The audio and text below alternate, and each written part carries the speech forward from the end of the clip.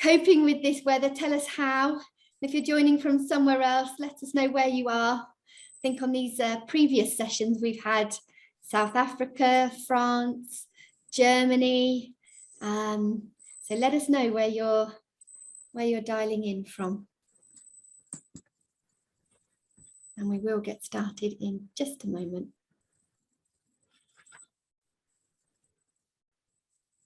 We are in webinar format, so I can see some hands being raised. We're going to keep to the chat function, so pop your location and how you're dealing with the hot weather if you're in the UK and struggling into the chat. If you're having any technical problems, message Ugne. Ugne's our producer for today, and she'll be able to help you with any technical problems that you might be facing. It's good to see you all joining, and we will get started in just. It says the chat is disabled, so Agni's just going to change that for you. If you could change that so they can use the chat, please. We will definitely need that today, so yes, please. Thanks, Agne. So our final one. So these 4 sessions have been running over the last few weeks. For those of you that have joined others, you'll hopefully recognise myself by now. This is my 3rd out of the 4. I am joined by Madeline Shearer, and she's one of our Elevating Women in Leadership facilitators. So she's here to deliver or co-deliver this session with us today. Thanks, Maddie, for joining us. Good to have you. Very happy to be here. And I can still see the numbers creeping. So just one more moment or so and we will get started. Great, so we're up to 214. That's nice to see. Fantastic. Okay, all right. Well, let's, as you do join, welcome, but we are going to make a start. So welcome to our Elevating Women in Leadership taster session for adding strategic value. Really delighted to be here. For those of you that don't know me, my name's Colette, and I design and deliver these Elevating Women in Leadership programs here at LHH as a principal consultant. As just mentioned, joined by Madeline Shearer, who is one of our eWill facilitators.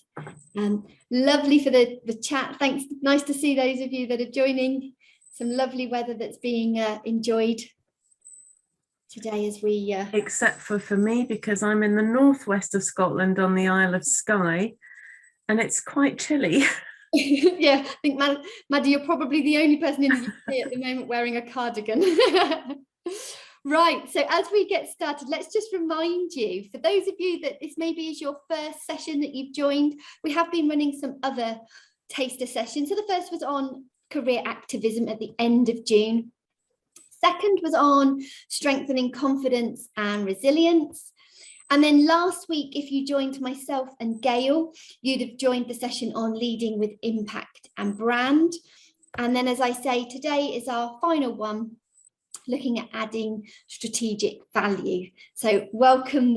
And really the intention of these sessions has been to provide an overview of our Elevating Women in Leadership programs to all of you joining, but also to really give you, those that are joining, some development. So we're trying to pack as much into 50 minutes as we possibly can. So you'll forgive the pace that we work today, but hopefully there'll be some takeaways for those of you that are joining for individual development.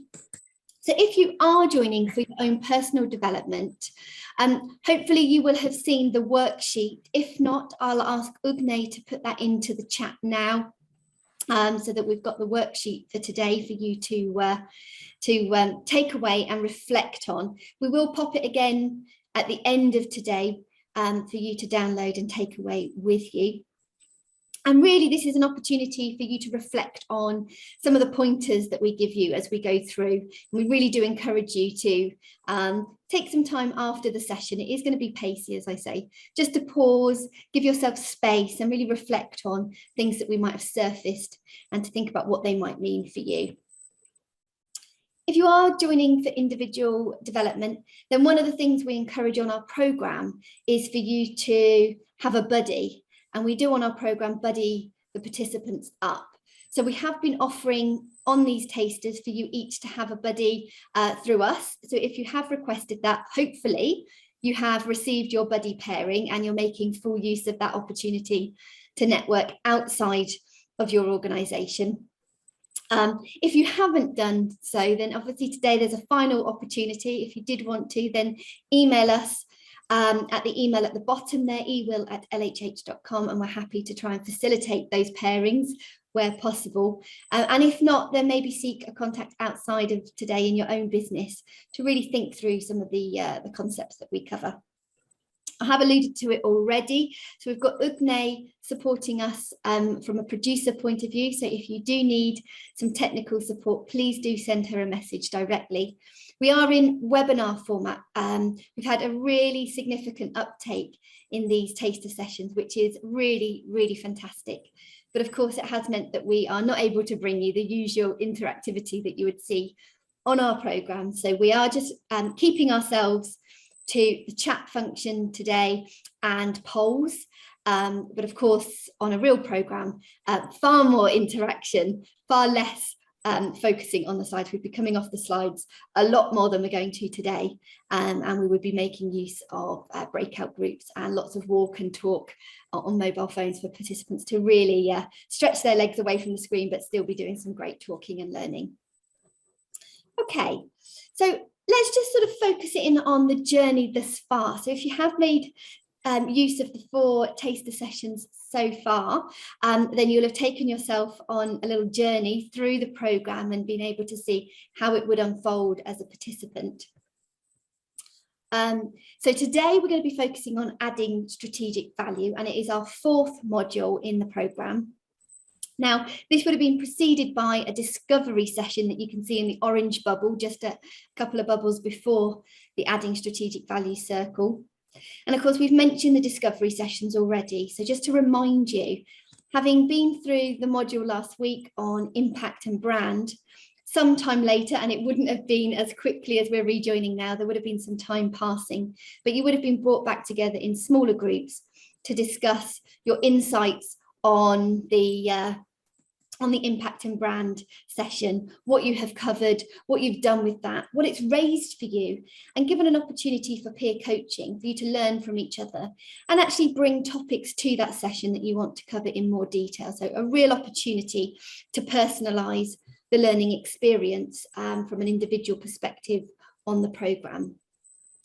So with that in mind, if there is anything that, albeit it's only been a week, but if you have had some progress, maybe you've been trying really hard to think about your presence and impact, maybe the conversation we had last week on authenticity really chimed with you and you've been thinking about that in the last week, pop in the chat anything that has been a success for you as you've moved on from that programme, any insights that came out of that particular module, then we'd love to see that. So do pop that in the chat. So Katarinza says, I dared to ask several people to describe me to check my personal brand. It was amazing, a real eye-opener. Nice. Oh, and I'm so proud of myself for being brave enough to put yourself forward for feedback and criticism. Fantastic. Oh, I love that. Well done. And thanks for sharing on here as well. Okay, so if we were as part of a programme, the 3 modules up until now, the career development, strengthening confidence and resilience, and leading with presence and impact, would have formed our first line to mid-level programme. What we're going to be covering today in terms of adding strategic value is the additional module that we put in place when we're working with upper middle or senior level women. So this would be the additional to really elevate the perspective to think about working at the right level. And when we think about adding strategic value and what this workshop covers, we first of all focus on identifying the headwinds in adding strategic value and how to overcome those. And so we really think about how can you increase the visibility of your strategic thinking. We look at the ways in which people may or may not be working at the right level and what gets in the way of that. And so we're going to cover a bit of that today as well. And then we think about ways in which perhaps we're communicating and whether that is coming across to share our strategic thinking in the right way.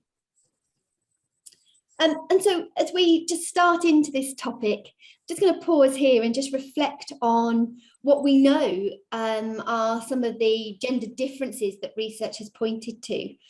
So our research has told us that women are actually perceived as being less strategic, and that is not due to a capability issue at all. And so I say that really clearly, and that is not because capability is lacking, but actually because things get in the way, such as what we're paying attention to, where we're focusing our time, how we communicate, and how we build strategic relationships.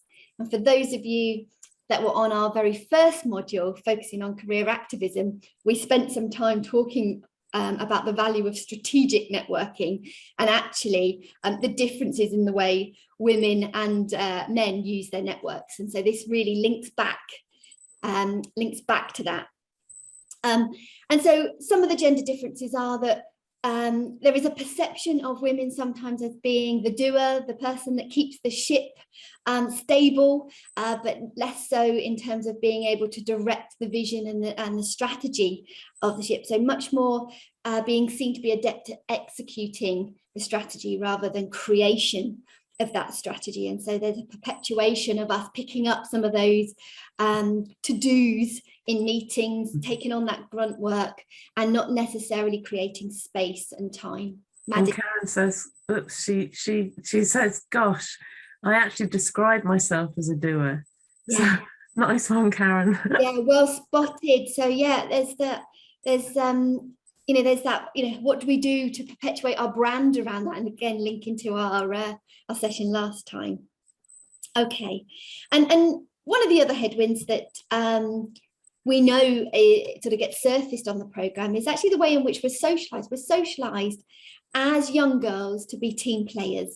And that can then perpetuate taking on too much, particularly where we're sat in a meeting or we're part of a team and we're seeing things aren't being picked up. We feel the need to jump in and support and take on that role of being a real team player to get things done. So some of this or none of this may be resonating, but these are the things that we see from our research and certainly chime very loudly on our programme.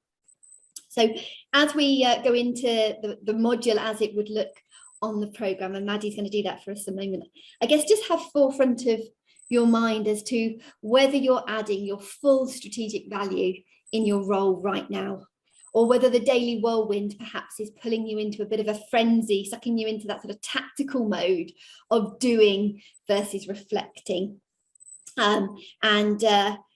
We can maybe just pause at the end and reevaluate whether there's some little adjustments you might make to increase the strategic impact that you're having in your roles right now.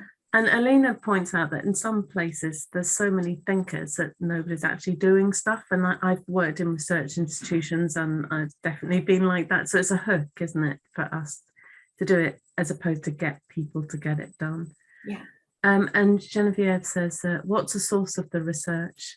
I think it's an LHH study, isn't it? It is, yes. So we can provide the link to that after today. But we've taken on some global research, and there are some European insights that come out of that. So the programme that these tasters are all pulled from are all backed up by the research that we have conducted. So it is all grounded in that. Yeah. Great. Alina also says that when women go and make the tea, they see the sink and they tidy up the sink and they clear up the mugs and they do all that stuff as well, and points out that there's actually a strength in that as well. Yeah. So we want to keep the strength but not have the legacy of the that spending all our time on that stuff. Yeah, indeed. Right, I'm going to hand over to Maddie as we sort of jump into where this module would pick up and take us into. Lovely. So obviously we'd start the module with welcoming everybody back and probably just seeing what they've done since the last time, what has struck them, what's occurred to them, what they've tried, as some of you have tried, and getting feedback. So good to hear even from the taster sessions that you're going out and trying stuff. So let me just share my screen. And obviously we'd make sure everybody was welcomed. And then start off with a bit of thoughts of what does it even mean to be strategic? And what does it mean to be strategic in your organisation? Might be different from another organisation. And I'd welcome some input in the chat box on that right now. So what do you think it means to be strategic? And what might it mean in your organisation that might be different than another one's? And Colette, if you can collect some of those chats for me, that'd be great. Vision, we've got from Carol. See the big picture from Petra. Long-term marketing, thinking ahead, bigger picture planning. Yeah, thinking about why, having a clear goal, milestones towards it. Thinking about why you're doing the things that you're doing and connecting that to the value.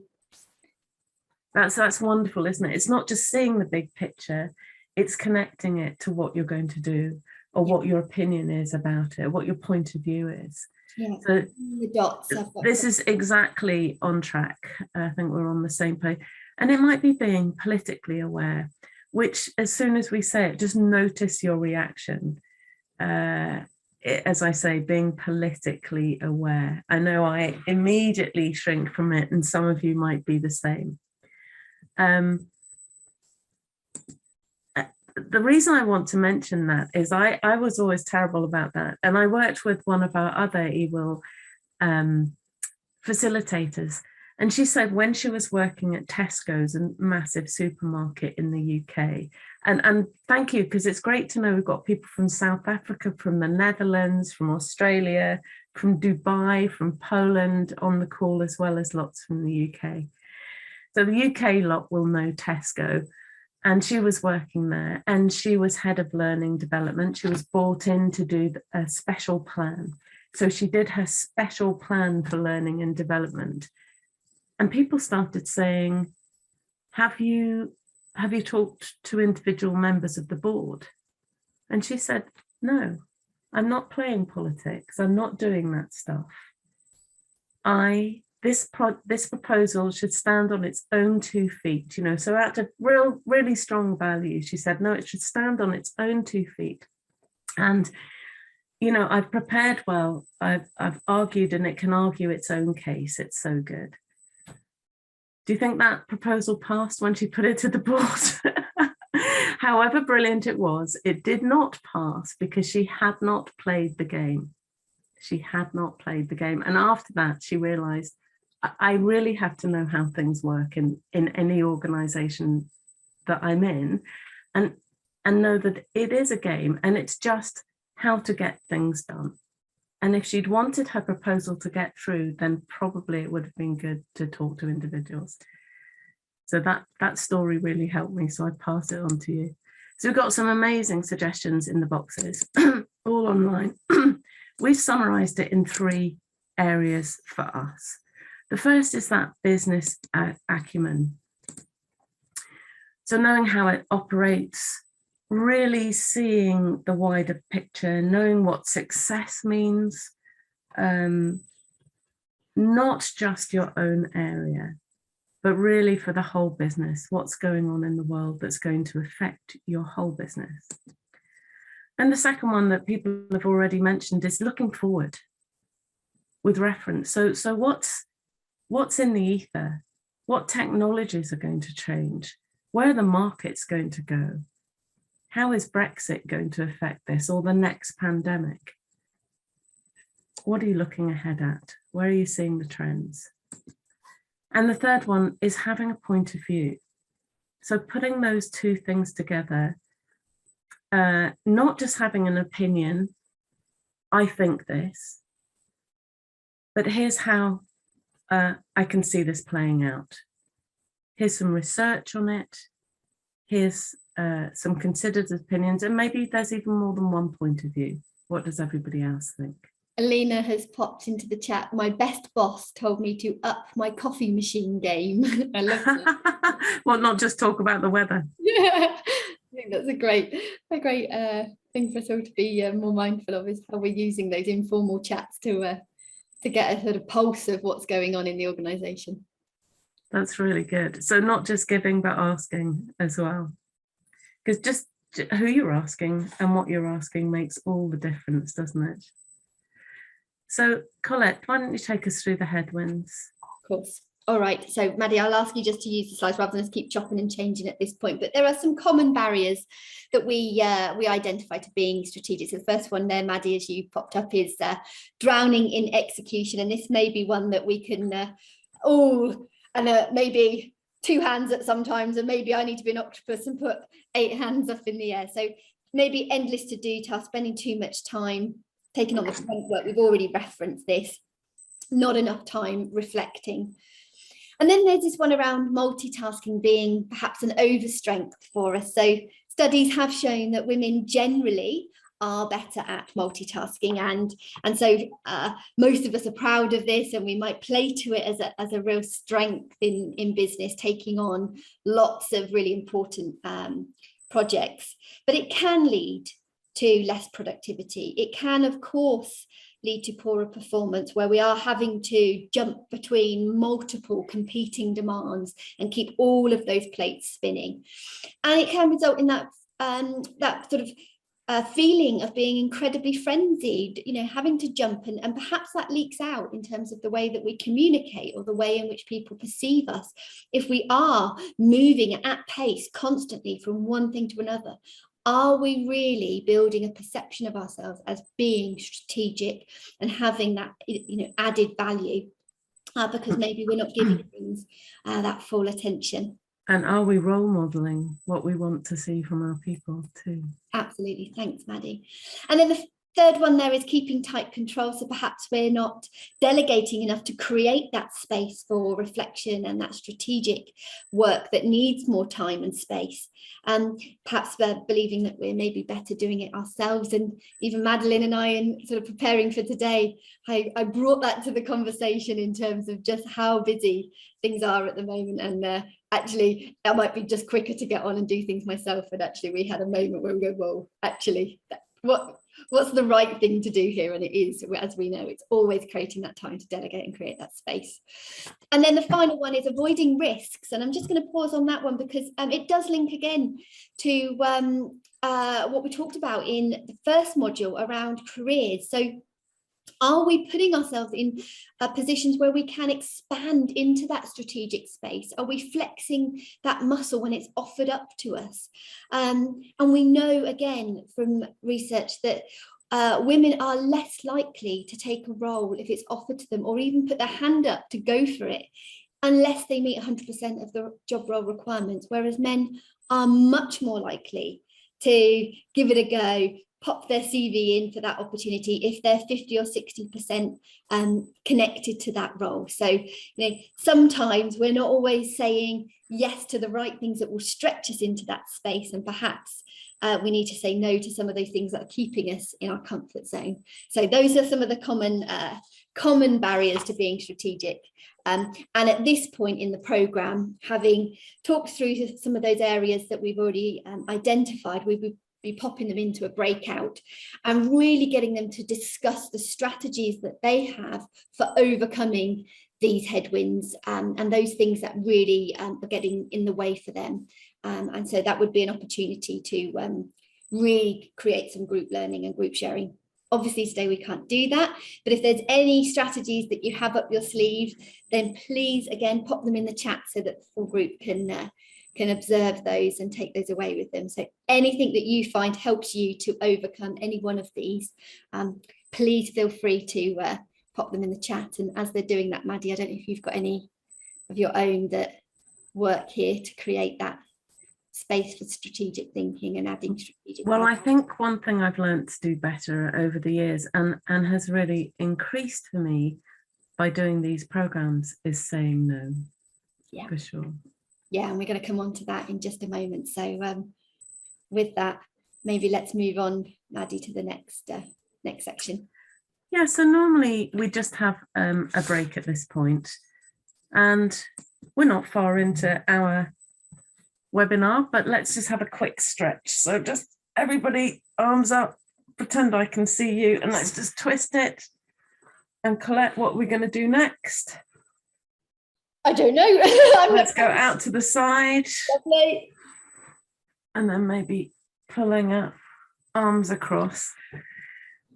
And some of us tend to really focus on the body, how you're going to be standing when you're being assertive, when you're moving forward, when you're being open, and noticing the difference, especially with the presence. You know, when we talked about impact last time, we use the body a lot, don't we, in terms of we respond to other people's body language a lot.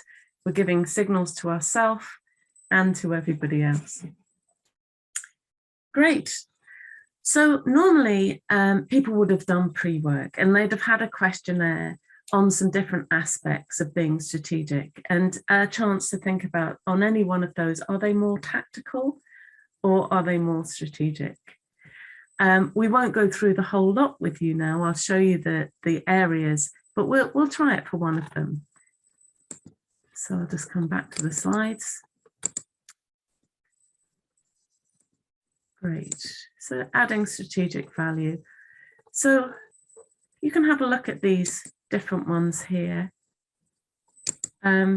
Translating the strategy. So actually making meaning for your team of what's going on. Prioritize and focusing. Delegating. How good are you about that or not? What about developing future leaders? Some of us are really good about that. Are we being really deliberate in the way we're doing it? Are they developing in the way that they'd like to develop? Reviewing work, ensuring quality. Managing change. Are you thinking ahead to what the changes are coming, or are you just reacting to it as it comes? Because it will come and it will come and then more change will come again. So being very thoughtful about the changes coming, preparing yourself, preparing your team to help them through as well. Endorsing the team. Are you an advocate for your team? Are you letting people know what the team does in the wider organisation? And what about this last one, sharing insights upward? The more senior management need to know what's going on the ground. And that's your responsibility. If you have insights from the customers, from your team who are dealing with customers at any level, if you have insights, are you sharing them upwards? So we'll do a little experiment here. So we'll have a 1 to 5, where 1 is more tactical and 5 is more strategic.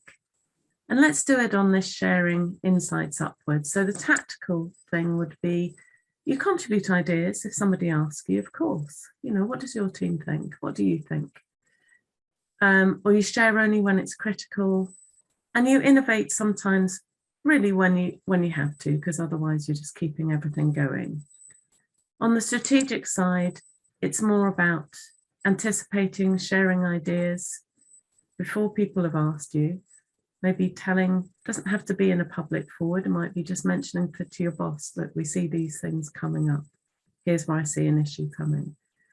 Sharing trends, ideas, and then actually taking time with your team for that creative thinking. What could we be doing better? Even when you're fighting fires, what could you be doing better? So just take a moment now and put in the chat box, be honest where you think you are. What we want to do is just get a survey. We don't need to attribute points to anybody. There's a couple of nice points in the chat. Just whilst you're doing that, there's a couple of nice points in the chat, Maddie, as you were talking with people, giving some advice around when they've learnt to say no and actually never having had bad comeback to taking that step to say no. That is good to hear.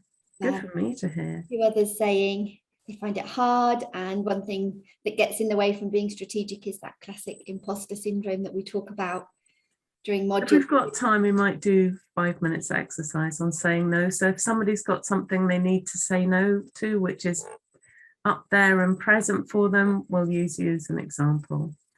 So how are we doing with numbers on tactical to strategic, Colette? Let me have a little quick look for us. Lots of 3s sitting in the middle there, a few 2s, a couple of 4s as well. Oh, okay, so we're somewhere in the middle. I don't think I've seen a 5 yet. Maybe they're being strategic about their answers. And so one of the things about this is it's good in a group, isn't it, to always know it's not just you that hasn't had time to do these things, it's everybody. And that can be quite comforting, as well as seeing some role models from people who are a bit better than you at it. If there's one thing that I've found that people do after this webinar, well, it could be, we do it in person as well, actually, but after this session, is they start to block time in their diary to do strategic thinking. They'll actually put strategic thinking, it's usually a Monday morning or a Friday afternoon, and they hold that time sacred. And that seems to be a really good strategy that's come out of these. So we can't all be strategic. Obviously, with those, we would then sort of let them work that through in groups and think, okay, so what does it mean? Which one of those would I like to do more of? And what action can I actually take? So very practical. But we can't all be strategic all the time about everything. I mean, depending where you are in the organization. I know a CEO that I coached, he said when he was lower in the organization as a junior manager, he spent 80% of his time doing and 20% thinking. And he said now as a senior manager, it's almost 90% thinking and only 10% doing.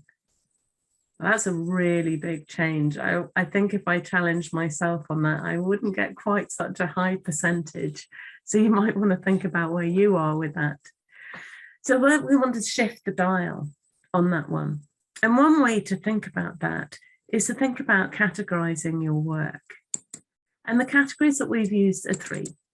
So we think of what's your high value work? What really adds value? What couldn't be done by anybody else and makes a real difference that it's you and not anybody else doing it? And then what's the low value work?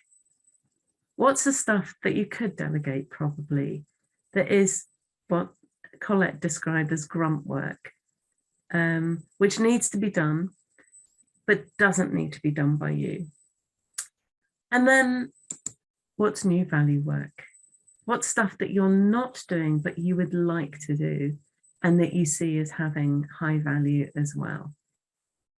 So we're just going to ask the question for you now. We don't have time to answer it in the taster, but you can imagine that brings up a lot of thoughts, a lot of sometimes emotional reactions when people see how much time they're spending on the low value. So we don't just leave them there. We start to help them. So what would you like to change? And what could you do differently? And so we take a fairly practical approach to getting rid of some of that low value work. And there's many ways to do this. We've got 4 Ds. So the first one is delete, get rid of it. If it's a meeting you don't need to go to, nobody needs to go to, don't do it. If it's a report that nobody looks at, maybe try not reporting next month and see if nothing happens. Maybe you don't need to keep doing it. And people come up with all sorts of creative things that they can do just to get rid of the task. Get a dishwasher. You can delay. And we do this quite a lot anyway. You know, how many times have you come out of a meeting and you found that somebody's trying to get rid of you, trying to get hold of you for four or five calls, and you haven't been able to answer your phone. And when you phone them up, turns out they've solved it on their own. Anybody else come across that? Yeah, me too. So delaying, is there something that you could put off and do later with little or no consequences? Clearly, we always want to help people as well. Distribute. Of course, you're giving learning opportunities to people. If there's meetings that you don't want to attend, but might be a good opportunity for somebody else for exposure, give it to them. That's the delegate piece. And then the last one, which I love, is diminish. So you have to go to a meeting. It's required that you personally are there because of what you represent and what you're seen to represent. Perhaps you could go just for the 20 minutes when your piece on the agenda comes up. can you check? Do you really need to be at that meeting? And ask what purpose would it solve? What would I get from the meeting? What would I give from the meeting? And then you can delete or diminish it. And you might have other ideas for any of, I've just taken meetings as one instance, but there's lots of things that we could perhaps diminish. And any suggestions would be welcome.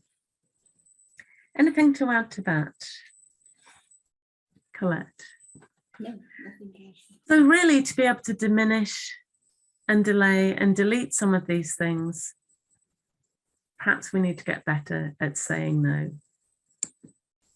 And we have lots of advice for saying no, but one of the best things we've done is done an exercise on it. I'm just checking that I have enough time. I think so. So who would be willing to volunteer to be able to say no? Something that they need to say no to. If you want to volunteer, perhaps either pop yourself in the chat as a volunteer or raise your hand. Great bit of advice between Christy and Kat there going on. If we don't have a volunteer, then I'll do it without the exercise, but I'll describe the exercise.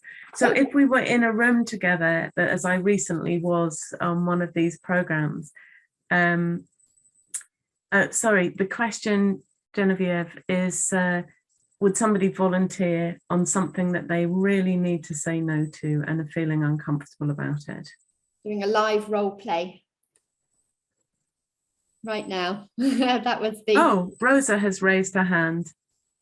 Rosa, are you able to put your camera on? I don't know if may not within the front. I don't know if we. I think just see if you can. If we can't put your camera on, then don't.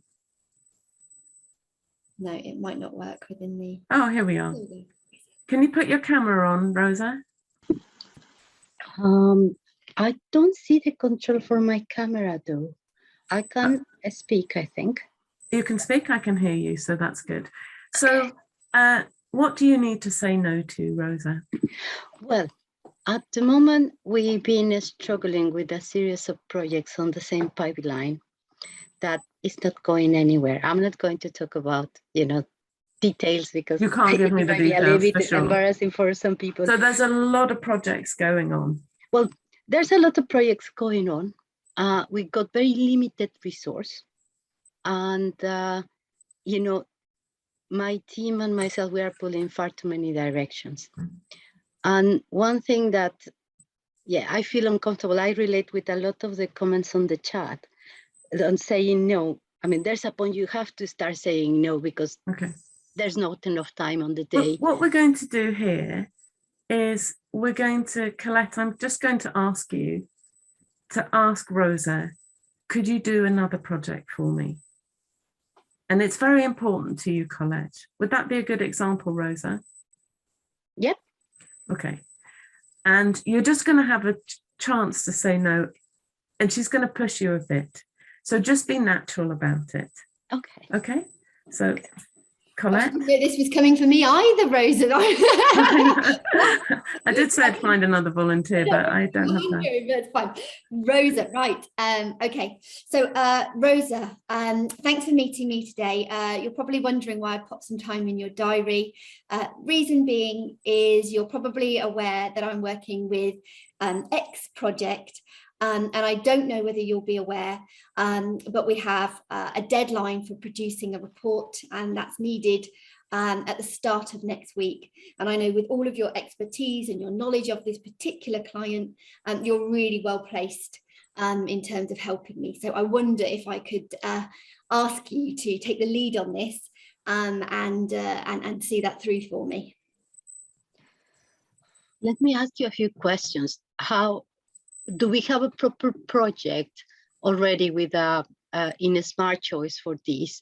We do, and if we don't, the risk is actually that this project is of high importance to them and us, and with a few wobbles in the past, there's a real risk that if we don't fulfill this to their standards, then the relationship is going to suffer in its entirety. So this has to be of absolute paramount importance to us all. Yeah. Well, I want to be very honest with you, and the problem is that at the moment, I mean, this is coming out of the blue for me, and the deadline is quite short. At the moment, my team is pulling far too many directions. We do not have the resource to respond that quickly. If you can negotiate the deadline with other people, we might be able to find the space. But I have to tell you, the priorities at the moment, everything is priority.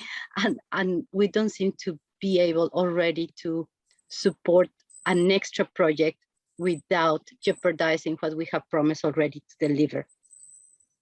There's a great piece in the chat there, Madeline, that I'm just going to call out. Yeah, about the culture.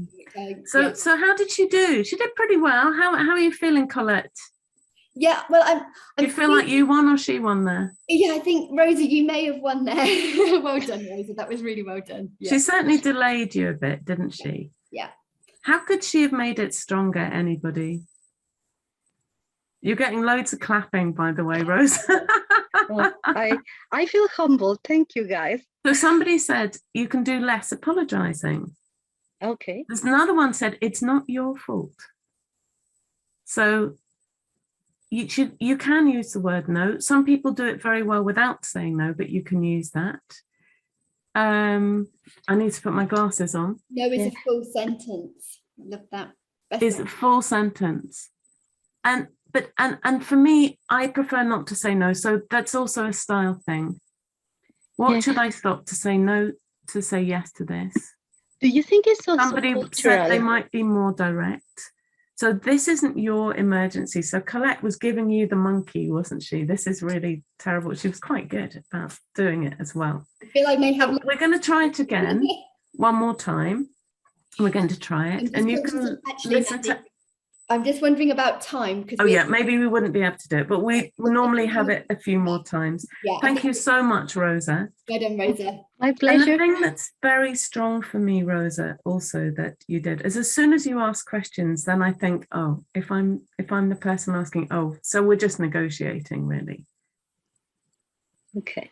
So maybe start with something different. And the big gender difference is that when men say no, they say, when women say no, they say, I can't do it. And you did that. We can't do it. We can't do it. When men say no, they say, it can't be done.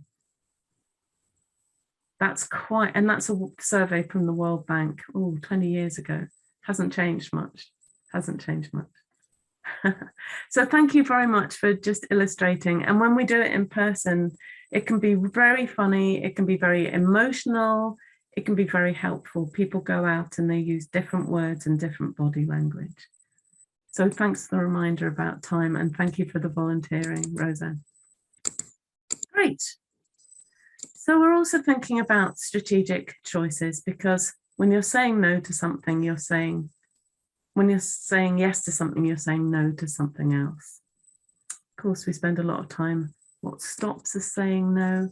Because we want to be able to do it in a way that we're not pushing other people around, we're holding our own.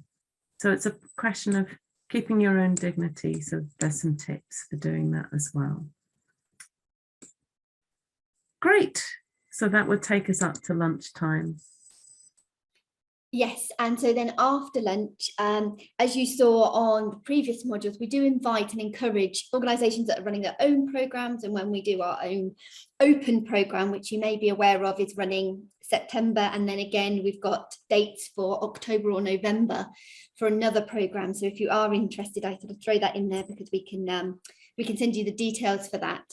But on these programmes, we are encouraging people to come and share their experiences on these topics. And that can be a really powerful way for the learners to actually hear from another voice, just as we have from Rosa, just as we've done in that moment just now. And it, it doesn't have to be that they've solved this issue for themselves, but it is about their journey in this particular area. And it really creates a point of reflection for the women on the programme to really think about what they connect with, what's different, and ask some questions of the guest speaker. So when it's in your own organisation, speakers often are from the senior level of management that come and share their experiences as to how they kind of journeyed along these topics, and sometimes it's, you know, it's speakers externally that get invited, and that's also very, very valuable to the learning. So yes, at this point in the afternoon, having had lunch, we could come back into a guest speaker slot, and that would usually take up about 45 minutes, and then there would be another break into the afternoon to stretch legs. And then at this point, we would be kind of midway through the afternoon, heading towards the close of the programme. And at this point, we then pick up on communicating strategically. So I'm going to hand back to Maddie to just cover off the final elements of this module before we wrap up the taster session entirely. Yeah, and then this is another really practical piece. I'd love you to put in the chat box the sort of language that you think women use, particularly that diminishes their point sometimes. So one of those for me is we say, it's just, I was just thinking, or only this. Are there any other bits of language in English or in your own language that you can recognize that we use that men don't tend to use as much? Of course, we're making generalizations here. And then it might be the same with their approach to conversations or the way they use the language. And Colette, I'll just let you keep an eye on that. Yeah. Because it is different. It's fascinating to see. A few years ago, there was a really good documentary where a psychiatrist went into primary school and looked at the way children were using language, the teachers were using language to the different children. You know, the girls were all being called love, the boys were all being called mate, from a very aware teacher who didn't actually realise he was doing it. So there's all sorts of things that we do all the time. Have we got any? Can you read us some from the chat box before I show these? Well, I'm just, there's a lot in there, but actually, if you go back to the slide, Madeline. Oh yeah, you can just summarise it on there then. There was lots in the chat that actually corresponded to exactly. So oh great. Lots of people saying men say I, women say we, downplaying certainty with I don't know, perhaps at the end of a sentence was one example. Speaking less and apologising more. Definitely got. How many times do women walk into a room and they say sorry for things that are not their fault? Yeah. All the time we say sorry, don't we? Yeah. Yeah. So yes, so we're much more interested in the relationship than getting our point across necessarily. And we do worry about coming across as arrogant. So just that assertiveness is very different from that arrogance. And that's really important. And that gets a lot of discussion. I think you'll agree there, Colette, wouldn't you? Definitely. So we want to think about strategic ways to communicate. A good one So there. using powerful words, being concise, avoiding those language traps. In our delivery, we want to be able to speak clearly and have some structure. Can often help us to be concise. Just as those practice for interviews are so good, aren't they? Those models like the STAR model really help us tell a story quickly. And then one thing we're just going to explore before the end is thinking about giving a point of view rather than just an opinion. And to get a point of view, it's about these things, linking it to what are we trying to do here? What's the bigger goal? And establish some credibility of your own experience and also the research, the background that you're citing. I'm just going to interject there, Maddie. There's a nice sort of discussion in the chat around, but if we adopt some more of the male ways of communicating, then that's fixing the woman as opposed to solving the problem. Yes, I don't think we need to become men. I really, really don't believe it. But if, you know, I play tennis a lot, and I don't, well, I would love to be Serena Williams, really, but I have other qualifications that don't suit me. But I can borrow the good things she does. And I can borrow really good things from male tennis players. But I'm still going to be a woman, and I'm still going to play in my way. So I think there is a balance, isn't there? We don't have to become, thank you to the women who went before us and became a woman in a man's world and did it that way. We have a lot more flexibility to do it our way now. Yeah, and I think last time one of the things we talked about was authenticity, and it does come up in the program. So it's sort of, you may not have been on those tasters, and if you are, it is about joining all of these program elements together. And so one of the things we talked about was, you know, if we are our authentic self as a colour purple, within that colour there will be lots of different shades to bring out at different points to suit different contextual, you know, challenges, and so, you know, it might be borrowing traits to be a more bold purple at times to a more softer purple at others, but within the realm of what is authentic to us, and still being Madeline, still being Colette within the way that we do that. So and yeah. I love that Jo said we can only change ourselves. That's the only bit we can change. We can try and change the system as well a bit, but we do have a balance of masculine and feminine, and so stretching out more into both those sides is important for us. I can see we've got a lot of interest going on in that discussion. Yeah. So let's have a look. Instead of, for an opinion, instead of how about, I strongly suggest. So not exactly these words. These are just examples. I tend to agree. That's quite wishy-washy, isn't it? I strongly agree, and here's why. I think, I feel, my recommendation is. So it's just being that more assertive, clearer. Instead of maybe we could, here's one way to do it. Here's a plan. Well, what if? That's a great question to ask, what if? So I don't mind that on its own at all. But also you can come up with, you know, one path forward might be this. And a lot of that's tone of voice as well as words, isn't it?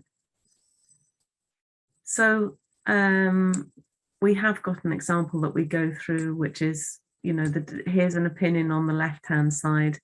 Here's a point of view on the other side. You know, personally, I don't think, is it just me that thinks this? As opposed to an opinion, I have some additional data. This might provide an additional perspective. Yeah.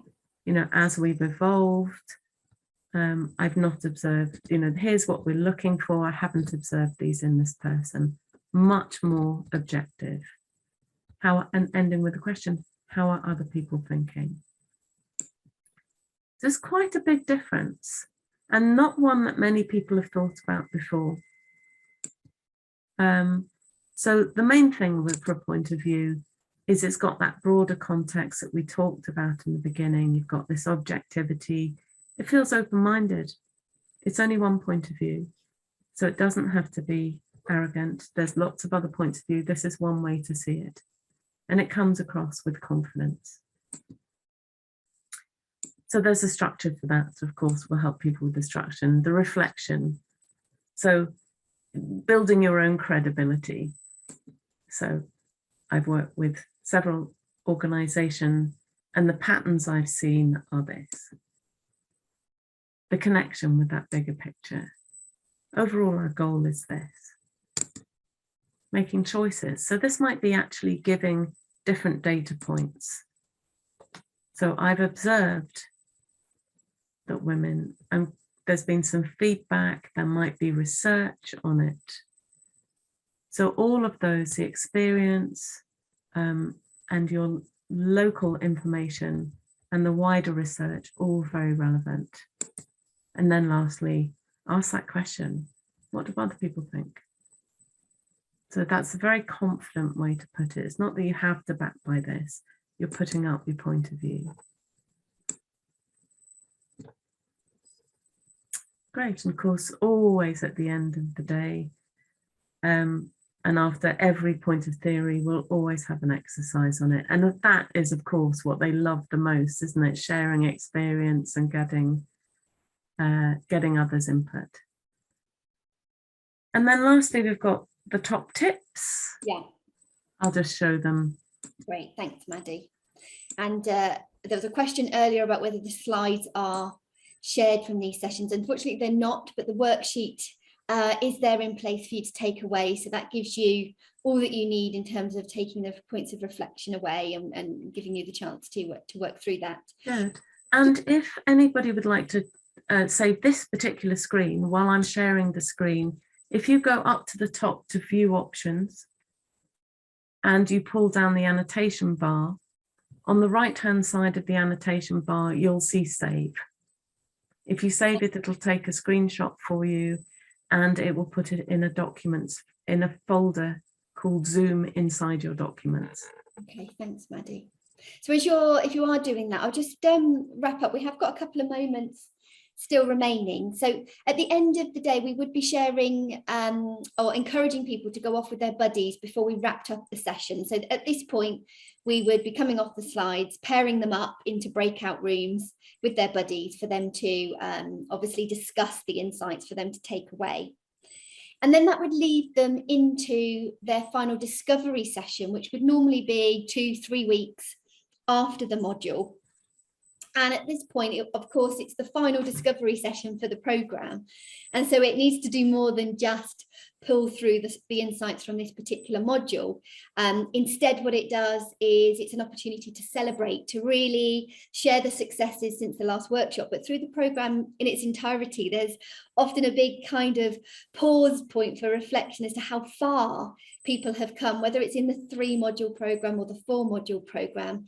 It's a real opportunity to kind of take stock on all of those things that have led them to adjust in certain ways, to feel more confident, to have developed in the way that they want to develop to allow themselves to flourish. So there's often a really inspiring kind of story for individuals to tell at this point. And there's usually tears and congratulations and all of that goes into the mix. We talk about sustainability with them and how to maintain connection as a group with their buddies, with their network outside of the programme. And we talk about sharing learning, and an opportunity there is to invite managers or sponsors or mentors onto this final discovery session for them to see and hear those leadership visions and those leadership stories that individuals are sharing as part of the end of the programme. So obviously, we can't do that here, and we would love to run a discovery session that follows, but of course we can't do that. But if you want to, we really would encourage you to maybe share with another woman any insights you've taken from this programme, any learnings, any points of reflection that are going to enable you moving forward, any insights that have really kind of chimed with you and resonated, that would be great. I can see that the evaluation has been opened. That's great. Really hope that this has given you a flavour, of course, of how we deliver our programmes, and we really encourage you to obviously use all of the worksheets that have gone alongside each of the tasters to really make the most of what is a very rapid 50-minute development slot. And we hope that actually allow you to think about in relation to today what being more strategic or adding strategic value looks like for you. If there are any particular questions that you want to ask Madeline and myself, we'll stay on the line for just 1 or 2 more moments. And as I mentioned, of course, we do run open programs. So if it has piqued your interest or you know a woman that would benefit from this, then please, of course, do email us, and we'd be happy to offer up places on our open program that are ending this year. We have got a couple running, and I think there's still a few places in the September one. If not, we are looking to open a second one at the end of this year. Good. And if anybody wants to save the chat, if there were things in the chat you want to do, if you open the chat window at the bottom where you put your own entry in, you'll see there's 3 little dots on the right hand side of the box. And if you click on that, you can save the chat. Thanks, Maddie. Great tips there. Orienting us to Zoom perfectly. Does anybody need me to just go back to that tips slide? I think most of you have got it.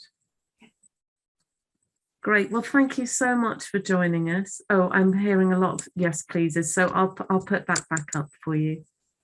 There you go. So either just take a screenshot yourself or print screen, or you can just go up to view options, grab the annotation bar, and on the right hand side of that, it's save.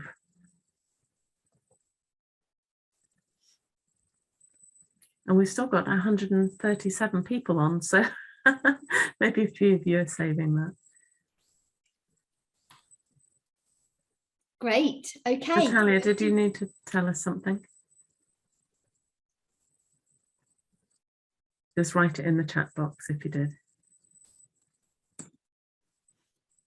Brilliant. I can see lots of thanks and departures. So I think we're there or thereabouts, Madeline. So I'm going to close off now. And thanks everybody for joining. Thank you very much. It was lovely to see you all.